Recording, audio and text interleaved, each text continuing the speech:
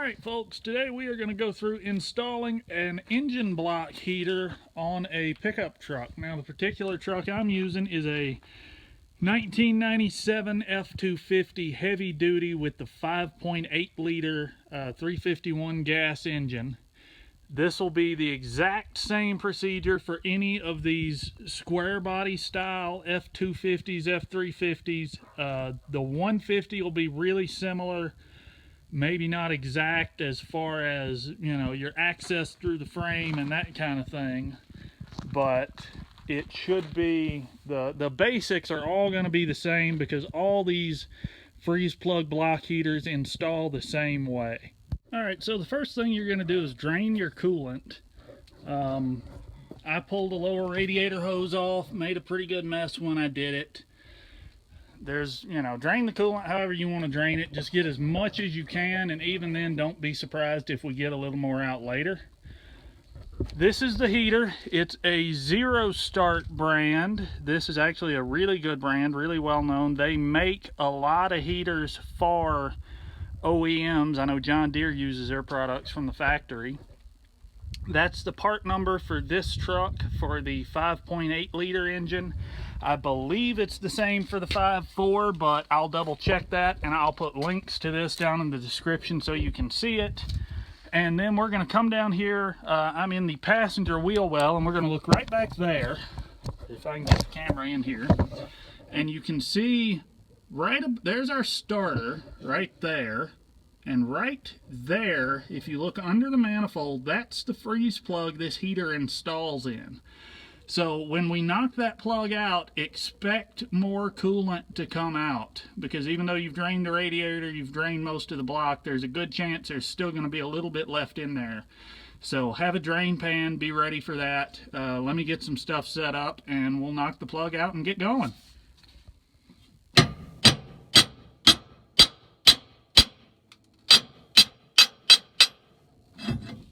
See, there's a little more coolant coming out. The way you remove these freeze plugs is by knocking them inward like I did just there. Then grab it with a pair of pliers and pull it out. And I may need to tap that a little bit more, it looks like. You could get under the truck and do this, but I've got a long enough bar. I'm trying to do as much as I can from right here. Oops, hand's not under it. Right here under the wheel well, just because of what you can see. It makes a pretty good mess. Even though I've already drained it, there was a bunch left in the block. Oh, let's get the pan over there. I might even fast forward through this bit.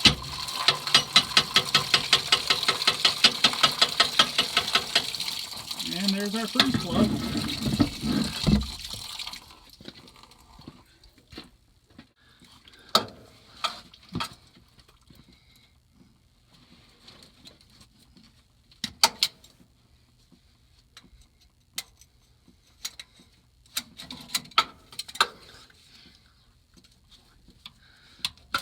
The next thing you want to do is clean around this hole, clean this hole as well as you can, because that block heater seals with just a little O-ring seal. Alright, I went in there, I brushed it up a little bit, I had a wire brush on the Dremel, and now we are ready to slide the heater into the hole in the block. You can see this is the heater right here. I'm holding it by the element, and the way it works is that O-ring seals against the inside of that plug hole, and that's what keeps it from leaking. If you read the instructions, they tell you to lubricate this O-ring before you put it in. Do not use grease, do not use oil. Any petroleum based product will cause this O-ring to break down. You want to use either a water based lubricant or dish soap, or they say in the instructions you can even use antifreeze, but I don't really like that. I want something a little thicker. So I hit mine with just a light coat of dish soap, and then what you do is you put the plug in the hole, and there's this little screw. You tighten that screw, and when you tighten that screw, it pulls the flat piece there at the wide part of the triangle forward and expands those two ears, and that's what locks the block heater in the hole. So let's do that.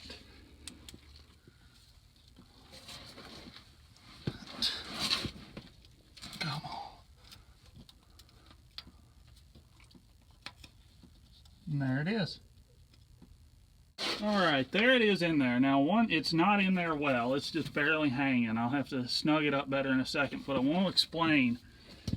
The instructions tell you to make sure when you put it in, the element is pointed up. It's pointed to the 12 o'clock position. It's pointed toward the head on the engine. You don't want it at an angle. You don't want it where it could accidentally contact part of the block, because that would cause it to short out. So make sure when you put it in, you have the element pointed up. Now in the directions, they tell you to tighten that screw to 25 inch-pounds. So if you have an inch-pound torque wrench, you definitely want to do that. But once you've got it tight, we're going to make a plan for where you're going to run your power cable. Make sure if you're going to feed it in and plug it in first, then feed it up to the front, you've got room to get the plug all the way up to the front. The cable's about 4 feet long. It's a pretty good size, so you should have plenty of cable to get where you're going. Just make sure if you're going to start back here, make sure the male end of that plug that plugs into your extension cord is going to fit through everywhere you want to run it. Oh, there's a plug.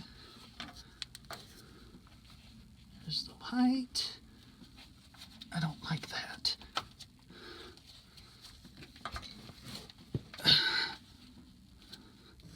Slide over there and go in the socket. There it is. Is that it? There we go. Now we're plugged in. What just fell on me? Now when you're running your power cable, make sure it's routed away from your exhaust manifold and anything that can get hot, or any moving parts like the fan belt, or any of the pulleys.